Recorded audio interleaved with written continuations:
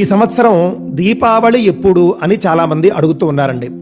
కారణం ఏమిటంటే అక్టోబర్ 20వ తేదీ దీపావళి అని చెప్పేసి పంచాంగాల్లోనూ క్యాలెండర్లోనూ వ్రాసినప్పటికీ కూడా ఆ రోజున అమావాస్య సూర్యోదయానికి లేని కారణంగా చాలా మందికి సందేహం వచ్చింది. సూర్యోదయానికి అమావాస్య 21వ తేదీ ఉంది కావున దీపావళి కూడా 21వ తేదీనా అని చాలా మంది అడిగారండి. కానీ కాదు, ప్రతిదీ కూడా మనం సూర్యోదయానికి చూడకూడదండి. కొన్ని పండుగలు, కొన్ని వ్రతాలు, కొన్ని విశేషమైనటువంటి రోజులు ఏ సమయానికి ఆ తిథి ఉంటే వర్తిస్తుంది అని చెప్పబడి ఉంటాయి. ఆ విధంగా మనం చూసుకున్నప్పుడు దీపావళి కూడా ప్రదోష కాలానికి ఎప్పుడైతే అమావాస్య ఉంటుందో ఆ రోజే దీపావళి, ఆ రోజే లక్ష్మీ పూజాధికాలన్నీ చేసుకోవాలి అని చెప్పేసి మనకు ధర్మశాస్త్రాల్లో కనిపిస్తూ ఉన్నదండి. పూర్వత్రైవ ప్రదోష వ్యాప్తౌ లక్ష్మీ పూజాదౌ పూర్వ అని చెప్పేసి స్పష్టంగా మనకు ధర్మశాస్త్రంలో కనిపిస్తూ ఉన్నది. దీపావళి అనేటటువంటిది ప్రదోష కాలంలో ఎప్పుడైతే అమావాస్య